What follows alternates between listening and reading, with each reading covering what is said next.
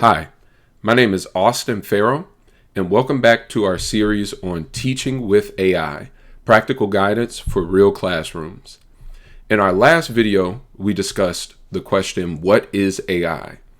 In this recording, we're going to discuss the question, how can AI transform teaching? So, you may have heard of AI. We discussed in the former video really what it is, but how exactly do we plan on using AI to transform teaching? What is it that people see the potential of AI to be? So, the first thing that I want to clarify in even considering how AI can be effectively used in the classroom is that AI does not replace poor teaching practice. So when I'm talking about teaching practice, I'm talking about our curriculum design practices and our instructional practices, right? AI can help support and make more effective some of those things. It can be a time saver, and it can be very helpful in producing some really good and high quality content. However, if your teaching practice is poor when it comes to curriculum design or instructional practice, then the products you produce when using AI will also be poor. I'll even go a step further. You won't even know where to effectively use AI if you don't have a solid curriculum design practice or instructional practice. Now, what I mean by that is when you utilize AI, you need to know what you want AI to produce and where you're going to use it in your teaching practice. As we'll see later in this video series, AI can be used in a number of different contexts and for a number of different functions.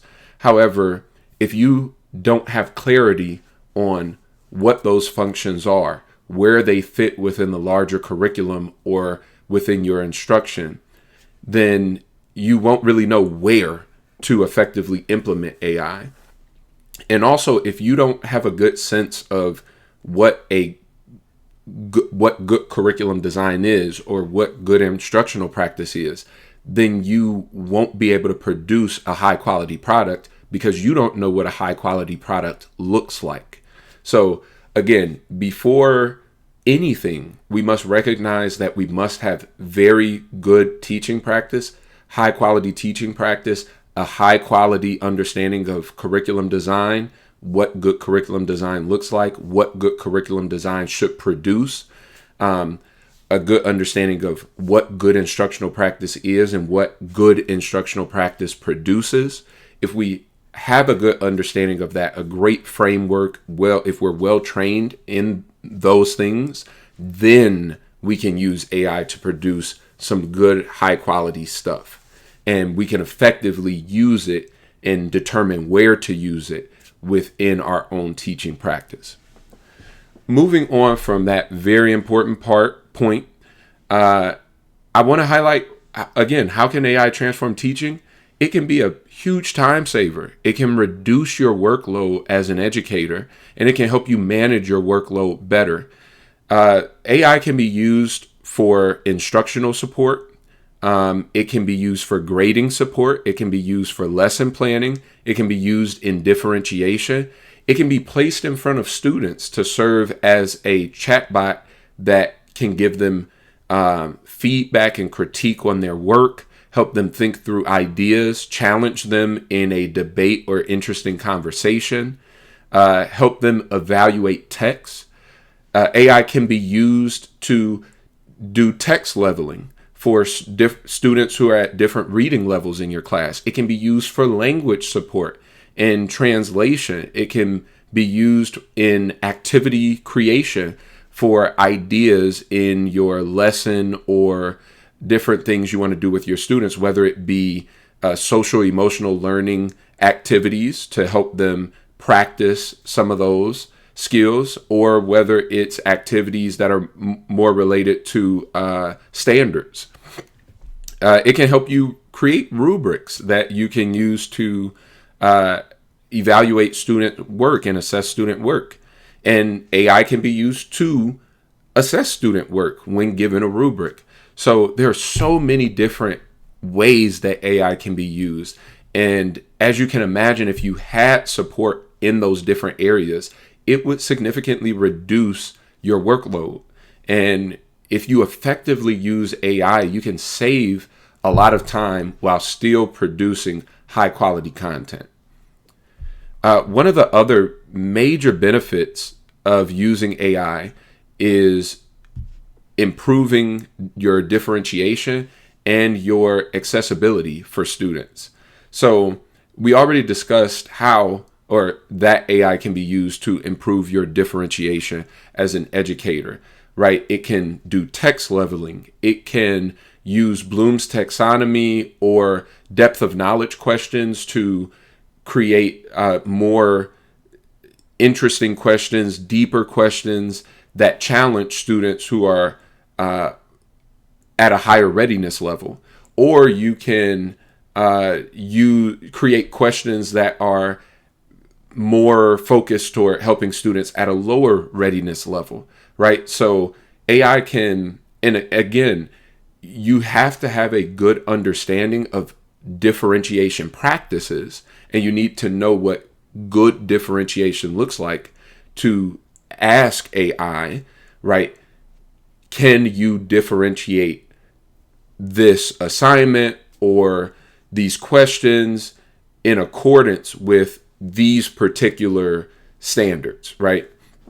And I don't mean standards, poor usage of word. I don't mean standards as far as like state standards, but according to these requirements, right? What form of differentiation do you want? Why do you want the content to be differentiated? For what purpose? What do you want the end product of the differentiation to look like? All with having a good sense of these things is going to make the product that AI produces even better, right? So again, it's important to know what good differentiation is in order to prompt AI to provide good differentiation. And again, it can be there are some ways to train AI on what good differentiation is that you can actually do. And after you train AI, it becomes really good at differentiating according to those requirements that you gave it and those instructions that you trained it on. So it can even more quickly produce high quality differentiation. The other part of this is accessibility. So AI can be used to make the classroom and the learning experience more accessible for students. Students with language learning disabilities or students with trouble reading, right? AI can be used to convert text to an audio file that students can listen to. Or if a student has a hearing disability, it can take your words or an audio file and convert it to text. It can do the same with videos. So AI can be a very powerful tool for making the learning experience in the classroom a more accessible place, a more accessible experience for all students. One thing I want to go over as well in this video is the 7 roles of AI in teaching and learning. So this was a table of information that was produced by Lila Malik and Ethan Malik of the University of Pennsylvania. So this is just a brief review of some of the many things that you can use AI to do. So AI can be a mentor as it provides feedback to students' essays and writing. It can give reflective guidance. AI can serve as a tutor, giving direct instruction and guided instruction through complex math problems or concepts in history or English. AI can serve as a coach, promoting and helping students think through and very intentionally recognize their metacognitive process, right? By prompting students to reflect and just think about how they're thinking about things, right? Again, you can train AI to interact in this particular way with students as a chatmate. AI can serve as a teammate, supporting students via collaboration. It can challenge students' ideas and try to push their thinking further on maybe a team project or planning. AI can serve as a student where it is in the learner role, and you can actually have students teach the AI concepts, or students can check the fluency or accuracy of the AI and what it produces, and it can give feedback to better train the AI. So students are then acting in the role of a teacher to the AI. AI can act as a simulator. It can create scenarios for learning that can focus on many different topics, right? This scenario-based learning approach can help students think through situations where they have to use social emotional learning skills, or it can do more content-focused simulations where students have to apply certain principles, ideas, or concepts that they've learned throughout the course. And AI can also act as a tool. It can be a productivity enhancer for students and for teachers, right? So teachers can use it, again, as we discussed, in their teaching practice, but students can also use it. It can summarize a text so that students can better understand what it's talking about, or a video or an audio file, right? It can summarize that and make it more digestible. It can help students organize and plot out their papers, or maybe a speech or project that they want to do. It can map that out for them if they're working on a project over a week or two. It can actually map that out. Teachers can use this to map out maybe course assignments as well, which they can then, give to their students. And AI can also be a tool for resource generation. So it can produce instructional materials that you can then give to students in class. And those instructional materials can be produced by specifically feeding AI certain content and information that you want it to draw from. So you don't have to do that, but if you really want to fine tune the materials, the instructional materials that AI produces, you can give it certain websites or certain research papers, certain different videos, and say, draw from these things and create these specific instructional materials.